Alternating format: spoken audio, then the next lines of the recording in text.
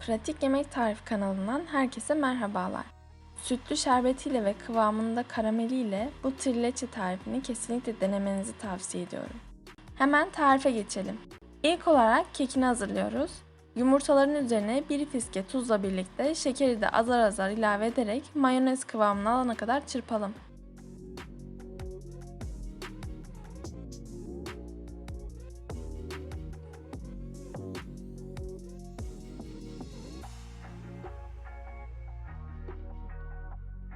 Köpük köpük kıvam alan yumurtaların üzerine un, kabartma tozu ve vanilini ilave ederek söndürmeden alt üst ederek karıştıralım.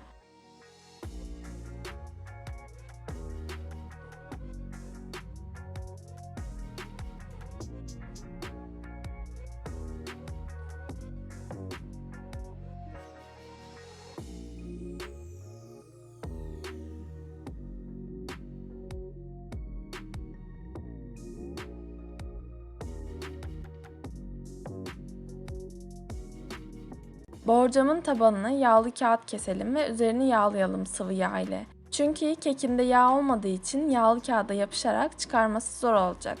Keki borcama boşaltalım ve üzerini düzleyelim. Daha sonra zemine birkaç kez vurarak içerisindeki hava kabarcıklarının çıkmasını sağlayalım. Önceden ısıtılmış 175 derecedeki fırının orta gözünde 30 dakika pişirelim. Kek fırında pişerken sütlü şerbetini hazırlayalım. Bir tencereye süt, şeker ve kremayı alarak ısınana kadar pişirelim. Kaynatmanıza gerek yok, sadece malzemelerin birbirine geçip kıvam alması yeterli.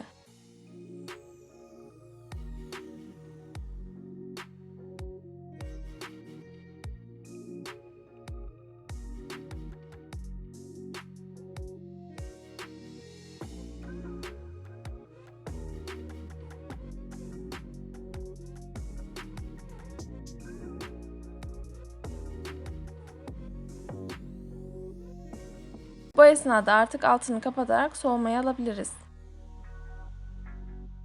Fırından çıkardığımız kekin ilk sıcaklığı çıktıktan sonra ters çevirerek yağlı kağıdı çıkartalım.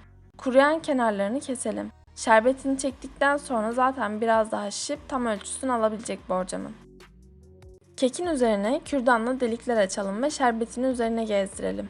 Dolapta 3 saat kadar dinlendirelim bu şekilde.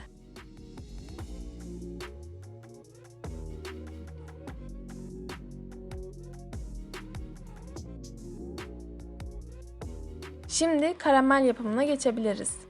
Geniş bir tavaya 1 su bardağı şekeri alalım. Ben denemek amacıyla çok az su ekledim ama gerek yokmuş, siz sadece şeker ekleyin başlangıçta. Ocağın en küçük gözünde orta ateşte şekerin erimeye başlamasını bekleyin. Daha sonra karıştırmaya başlayabilirsiniz karamelin yanmaması için.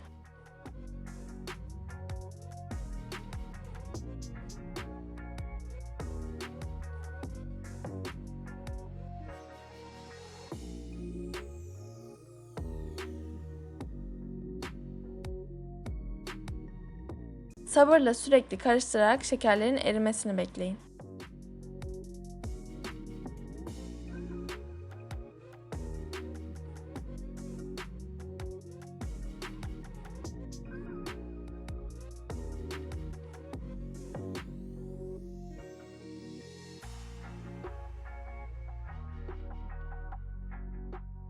Karamelin içerisine 20 gram kadar tereyağı ekleyelim. Ben biraz fazla eklediğim için soğuduğunda biraz donma yaşadım. Daha az eklerseniz tam kıvamında olacaktır. Yağ eriyip iyice karıştıktan sonra sıvı kremayı da ekleyelim. Sabırla karıştırarak homojen kıvam almasını sağlayalım.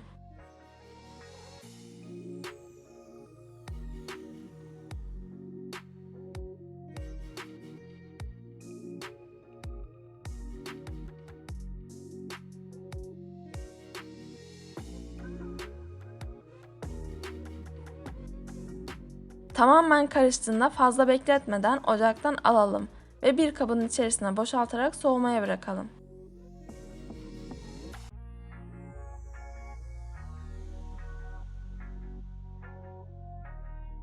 Krem şantisini hazırlarken sütünü 1 çay bardağı olarak kullanalım. Daha yoğun bir kıvam olsun ki üzerine karameli döktüğümüzde birbirine karışmasın.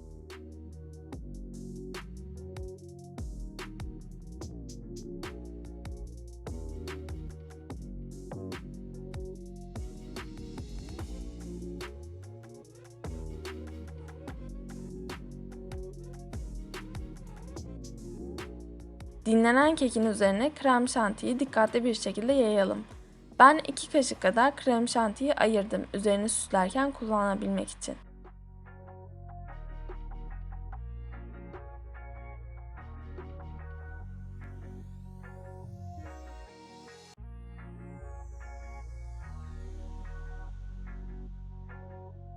Daha sonra karamelini de krem şanti ile karıştırmadan üzerine yayalım. Karamelim yağdan dolayı donuk olduğu için üzeri bozulmasın diye kenarlarına çok dokunamadım. Size verdiğim ölçüleri kullanırsanız bu problemi yaşamazsınız.